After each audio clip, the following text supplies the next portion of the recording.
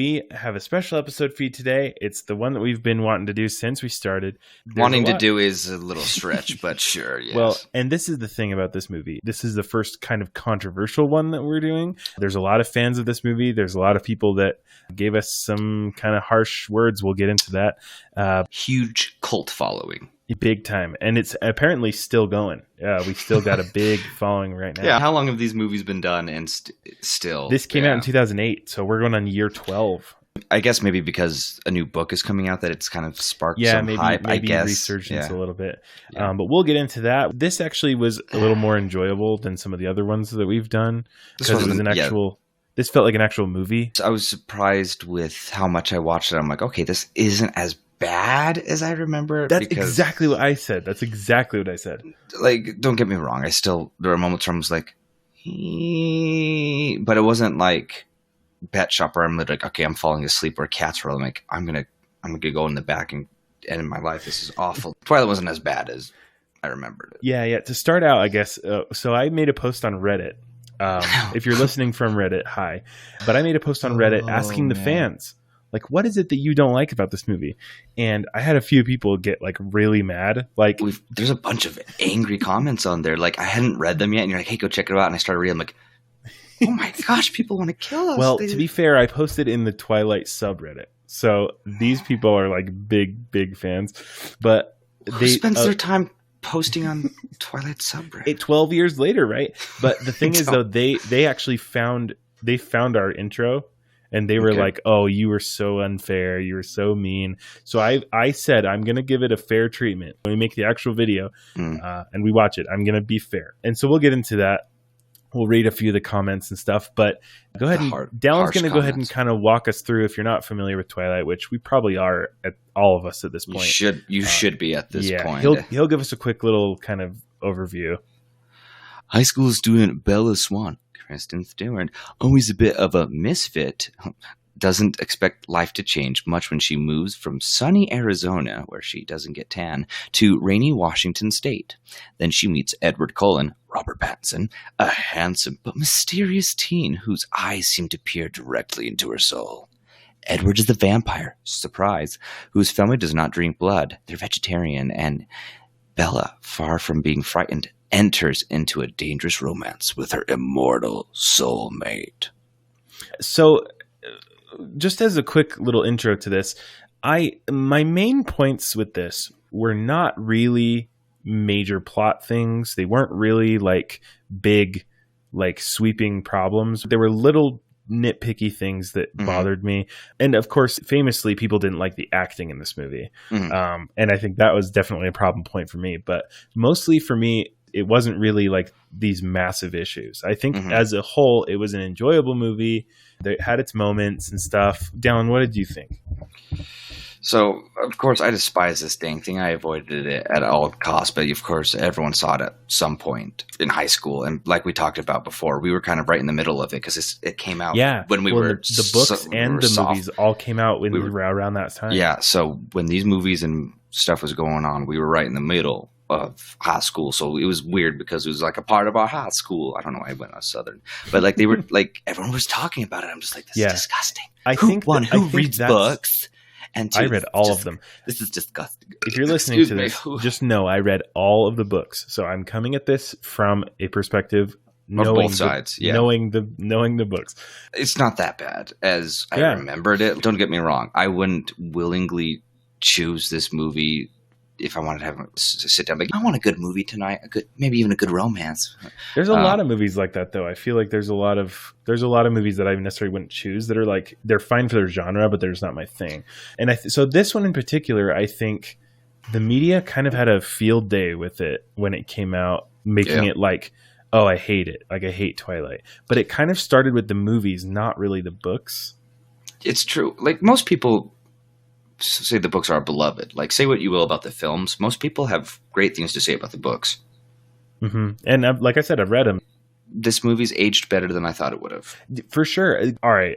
Walk us through a little bit. Like, how do we get into this movie? Well, Bella's kind of narrating, after we've seen brief glimpses of like the animals. Like, was it a deer going through the woods? And then all of a sudden it was just like bright eyes, and then like you're like, whoa. So we got Bella being like, life, sorrow, depression, I'm moving. Her mother wants to travel with her new husband, and so they're like, hey, why don't you go spend some time with your dad? So she moves to Washington to be with her dad, and brand new. It's in the middle of the semester, essentially. That's what she said. So she's right in the middle of it.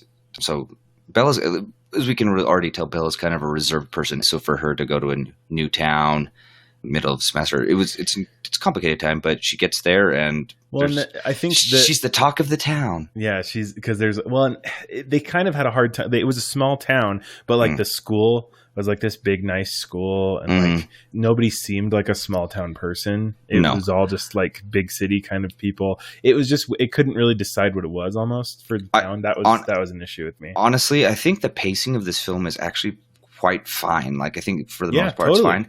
Yeah. The beginning's a lot though. We jump a lot in the beginning. I get that they're trying to cut like a lot of the fat out and get straight to what we need to, but it's scene. Yeah. I do think it's fine though, because you're not absorbing too much yet. I kind of get annoyed with stories that treat especially younger girls as like I'm quirky and clumsy, look at me. I just feel like that's a lazy way to write. Not everyone's like that. No, they're not. In some ways, I get why they cast her, because she is kind of this kind of alt indie weird girl. After the Reddit comments, I'm just so worried to be like, to speak my negative mind. I know. If you're listening from Reddit, honestly, we're trying to be nice. We're trying to be fair. Honestly, I don't hate this film. I think it's fine. The pacing in the beginning is a little much for me, but so she gets there, but like she's the new talker. I guess it's just a really small school. Like it's a small town. It's a small school, so when people find out that she's there, everyone just bombards her. Like all of these kids just bombard her. Like, hey, you're the new girl. Hey, want to go on prom with me? Hey, you're the new girl. Yeah, it was weird. Like bombard after bombard, and so setting up our supportive cast, but it just kind of in this awkward. That's the other thing too. Just it was like that didn't feel natural at all. I wish they had been a little more organic. But honestly, putting in the scene where Kristen Stewart's supposed to play volleyball, and they're like, all right, just sit there and look the most ridiculous ever. It's like, pretend you've never seen a volleyball before. Yeah, right. Like, it was, yeah. I told them not to let me play.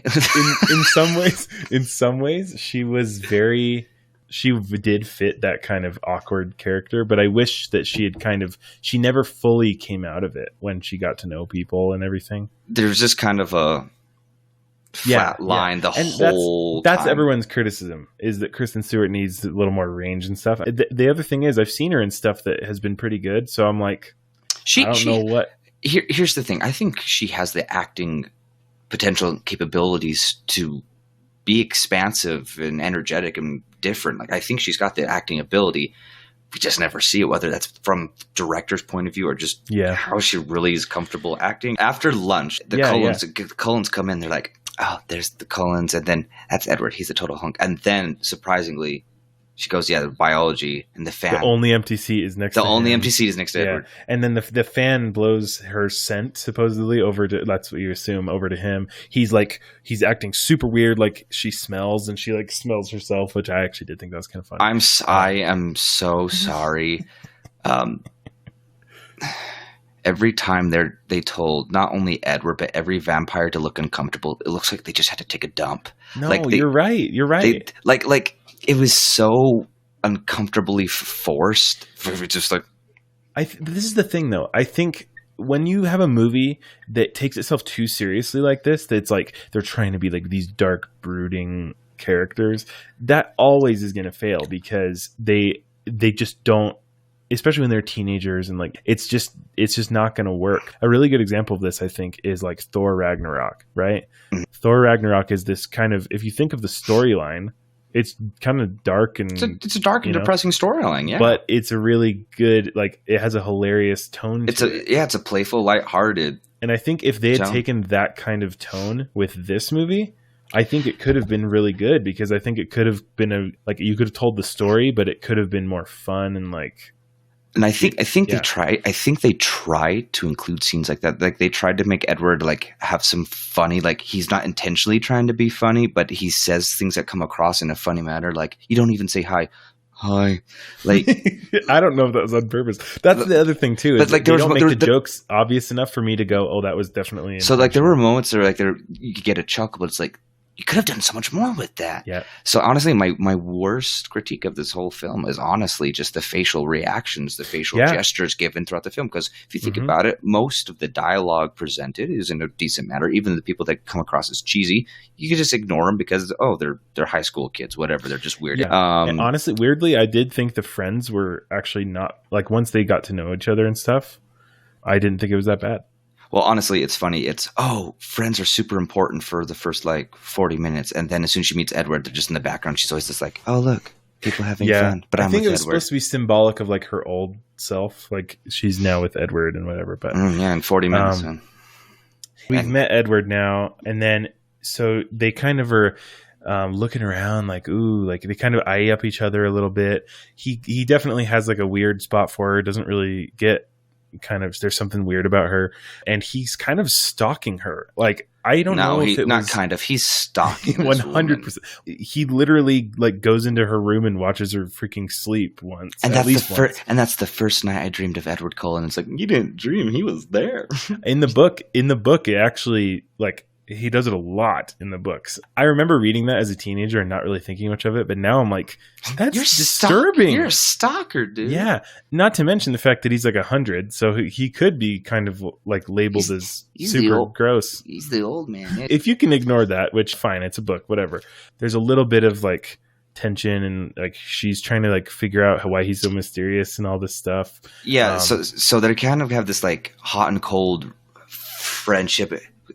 Edward is either super friendly, or he's super hostile. You shouldn't be my friend, Belle. And she's like, you should have told me that a while ago. He's like, I want to be your friend, but doesn't mean you should be. And she even says at one point, your mannerisms or whatever is giving me whiplash because he's either so Belle, you shouldn't be my friend. You shouldn't be. What if I'm? Or he's trying to flirt with her, or he's just yeah. So it's just odd. It doesn't feel like a real relationship, it forming. It just feels just not even relationship, friendship. It's so bizarre. It's not even you don't really talk to. And the books aren't like that. The books have all this banter between them, and they're all flirty and talking to each other, and it just feels evolves naturally. See, that's good to know because I didn't read the book, so that's interesting to see. But this is just there's a lot of just staring at each other, and it's just weird. And that's probably what I remember most about. The acting's bad. It's just. The uncomfortable glances and gazes and facial reactions just kind of kill any good acting that's in the film. There is good acting. It feels like a made for TV movie almost. It kind of reminds me of The Flash or Arrow or something like that. One of those shows. Maybe it's the CGI or the tone of the cinematography or something, but just something about it kind of reminds me of one of those shows. Maybe if we just call this a vampire Hallmark film, we might understand. If you think of it like that, it actually is not so bad. Honestly, if you kind of put it with that tone. Well, yeah, if you go and you're watching a Hallmark film and you see the cheesy dialogue and plot, you're not going to be like, are you kidding me? It's gonna be you're going to be like, yeah, it's a Hallmark film. Yeah, that's actually a really good way to look at it. We have the typical scene of the crazy guy driving his van on the ice and it would have hit Bella. Of course. How did we forget that? Of course. And then he comes and stops it. And then, so that's what really sparks her interest. You stopped. He's like, it's called an adrenaline rush. You can Google it. I think that's one of my favorite lines of this whole thing. He does all these things though that are kind of suspicious, but he doesn't bother to explain them. The best is when she says something and Edward doesn't want to respond. He's like, and he literally just walks away. I know. Conversation ended. He just You would think after away. 100 years of answering these questions that you would have a better answer than just walking away. But this is, I guess, is my thing. It's like he's trying to be mysterious instead of just giving her she goes, your hands are ice cold. And he acts like, oh no, she's finding out my secret. And he could have just been like, yeah, my hands are always cold. Yeah, my hands are always cold. So I think that was a little silly because it was I feel like he should have just done a better job of blowing it off. Oh, it's no big deal or whatever. Well, and she could still get suspicious, but it would be at least he's trying. I don't know. It's great. She's researching him while they have their awkward friendship, and so it's just that's literally what happens for. And she's on the internet. She comes to the conclusion that he's a vampire, and then the actual worst scene in the whole movie is she's just standing in the forest for some reason. And he comes up behind her and goes, and he's just like stalking her basically. And she goes, "I know what you are." And he goes, "Say it." And she's like, "Vampire." And he's like, "Say it." And she's like, "Vampire." There are highlights of this movie, and the storyline isn't half bad and everything.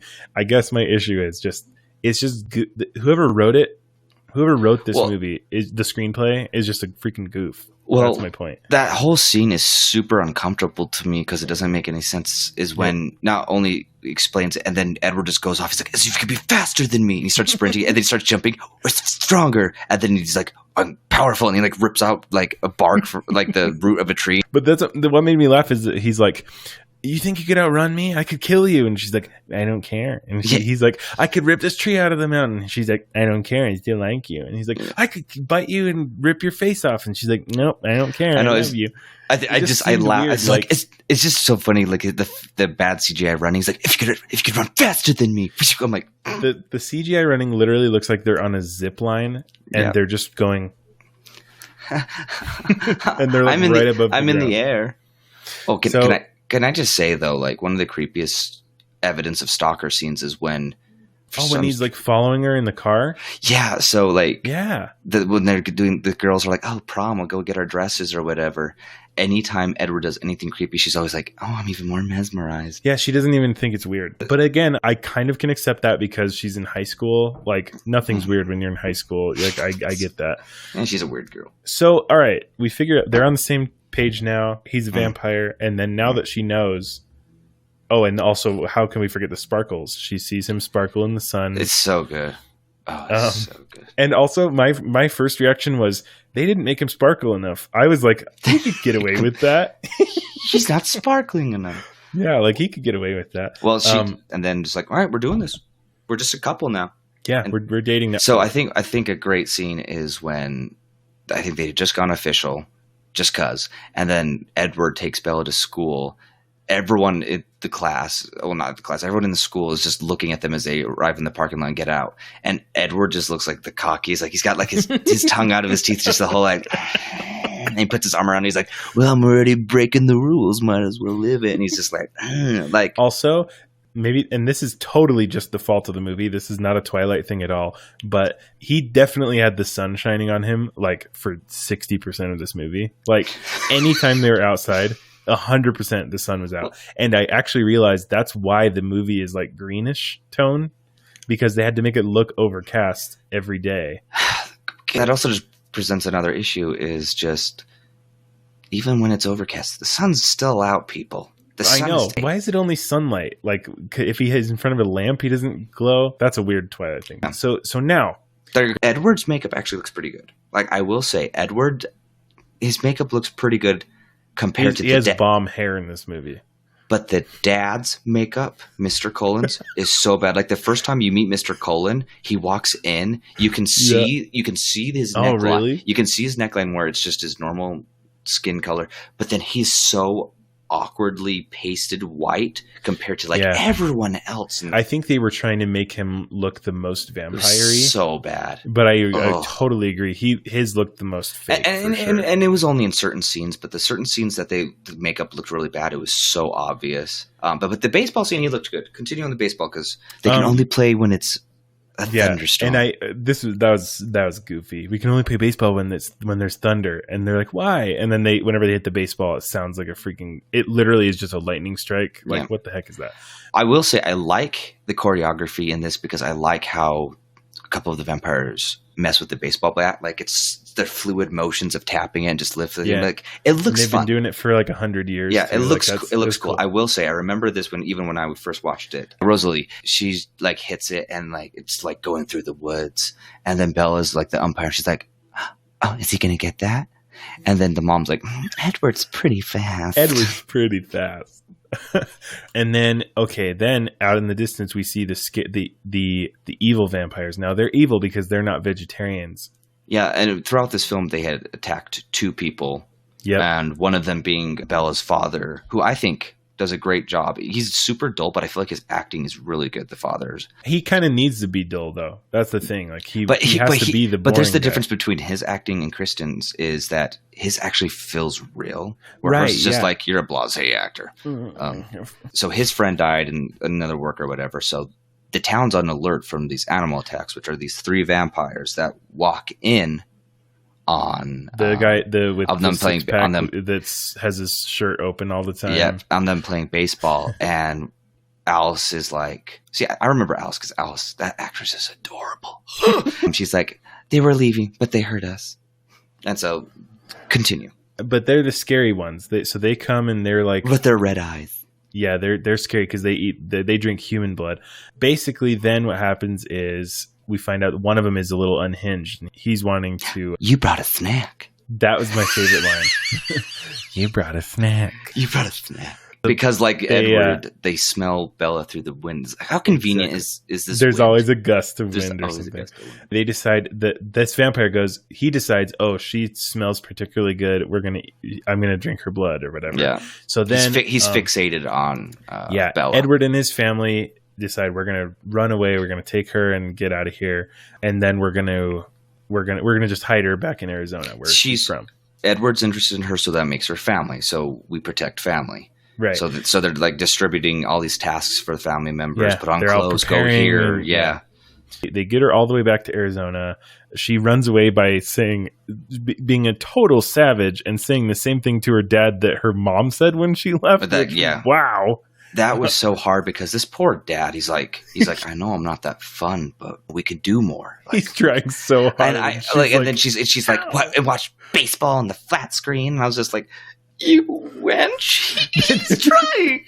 He's doing his best. He's doing his best. He's a loner. And he's the sheriff. I did think that was really funny because I actually had the thought of like, you didn't need to do that. You could have just left. And I know literally could have been like, hey, I'm leaving for a while. Just need to clear my head or something or whatever. But then he was trying to stop her, but oh my gosh, that was a pretty savage. Yeah, and then she gets in the truck to go away, and Edward just pulls up awkwardly again. He'll forgive you, Bella. He's always just like, He's just always there. Okay, so they get back to Arizona. There's a lot that happens in the next little while. James tricks Bella in Arizona. To get back to her old school. Yeah. And basically everyone in the family thinks that he's going to do one thing, but really he takes her to this other place. Edward ends up getting back to the school. James is this evil vampire that's pretty freaking sadistic. He's like, oh, I'm going to like freaking record you being tortured for no reason. Like just to you're be a snack. Evil. Like literally just to be evil. Like it's pretty messed up.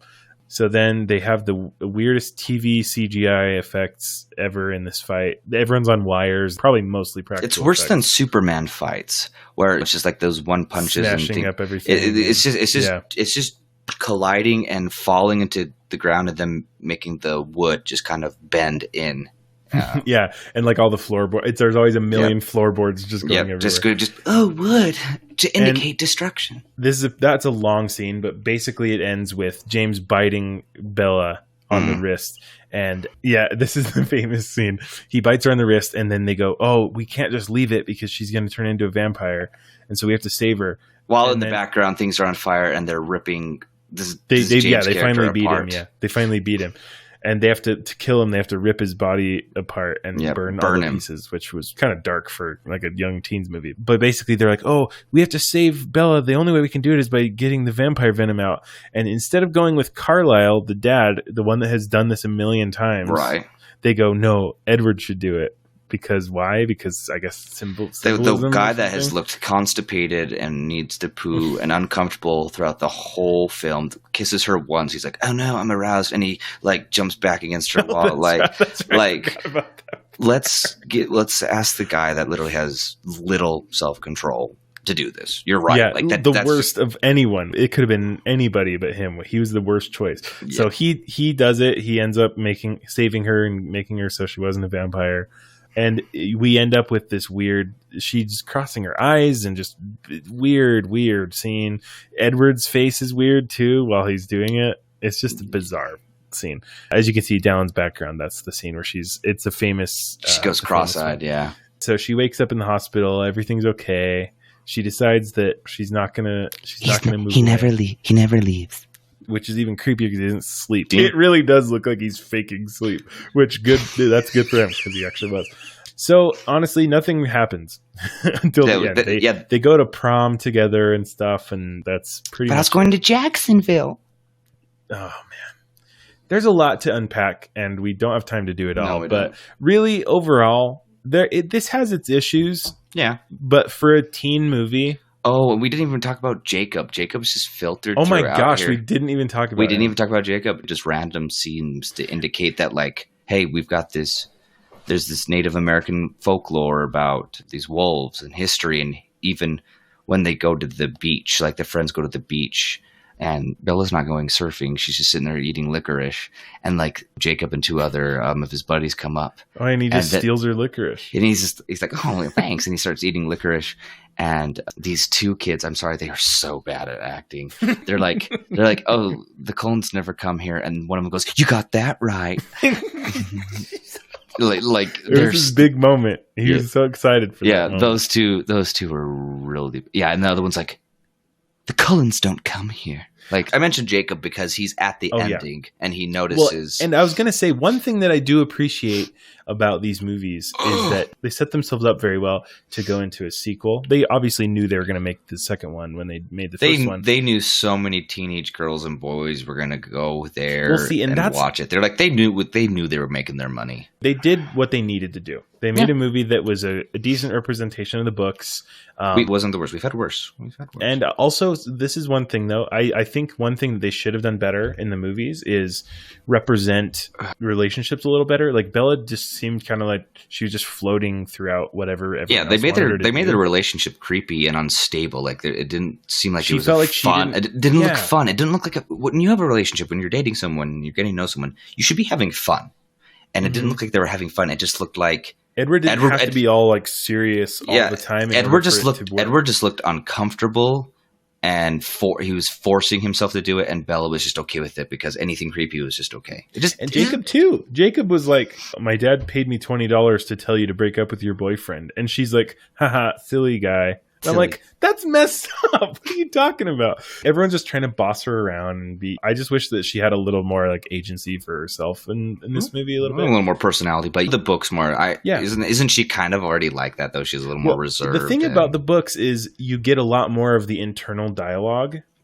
Obviously, because it's from her perspective. Yeah, they talk. They try and put that in the movie a little bit, like she's narrating and talking to herself. But there's a lot of it in the books, so you get all this extra stuff, and I think that's why she kind of works in the books because she's weird in the books. Which but you also get all this cons from book to cinema. You don't get all of the backstory of a lot of characters. Which that could have been a good addition. Is maybe more narration from her. I think that could have worked really well if they had her kind of narrating it. Cody, is this skip worthy cinema? Okay, so my caveat with this is if you think of this as like a cheaply made, kind of made for TV romance movie with some fantasy thrown in. It's a monster Hallmark film. Yeah, this is fine. And this got a lot of crap from everybody when it came out, and the books kind of did, but the movies really, really did. Mm-hmm. Robert Pattinson talks about how he doesn't really like these movies and all this still to this day. Yeah, and I think there's a lot of reasons behind that. I think part of it has to do with the way that these movies were treated, but it's really not that bad. And it was a good time. My wife and I were chuckling because she remembered a lot of it. And so, yeah, honestly, watch it. It's a good time, and there's more. I can't vouch for those yet.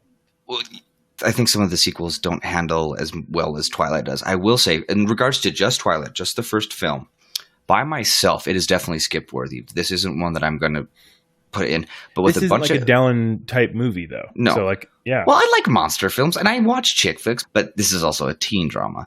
Exactly, yeah. We're not the audience. That's the thing. Of course we're not going to love it. But with a group of friends sitting down, eating pizza, having some Mountain Dew, half watching, I could chuckle watching this movie. So skip worthy by myself, but with some friends, no. I think you could have a good time watching this. It has a pretty bomb soundtrack too. There's Linkin Park. There's Edward's theme on the piano is gorgeous. Okay, still. Except I'm kind of conditioned to hate that because everyone played it after. Like it's like, hey, you want to go on a date with me? Dun, dun, dun, dun.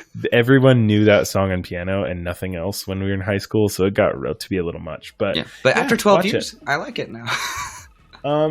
Well, thanks, guys. Thanks for joining us for this one. If you liked this episode, go ahead and leave us a review on Apple Podcasts. That helps us get into more people's ears. Or like this video if you're watching. I'm sorry we offended all those Reddit fans. For real, if you're listening from Reddit, like, no disrespect. We try to be fair. We haven't really tried to be that fair with past ones, but we know people like this one. Yeah, I don't know what you're expecting when this whole podcast itself is called Skip-Worthy Cinema. Like, we're not here we mostly pick movies that are like critics say they're bad, but they may or may not be bad. Yeah, like if you like Twilight, that's fine, but that doesn't mean it was received that well. And this is obviously our opinions. Yeah, we don't hate this film by any means. But yeah, you should follow us on social media as well. We're at SideQuest Vids on Facebook, Twitter, and Instagram. If you're listening to this as a podcast, go check out our YouTube channel. It's called SideQuest Guys. And if you're listening to this on YouTube, go subscribe as a podcast. You can listen wherever you're at. Well, Sparkling Edward, I think we did it.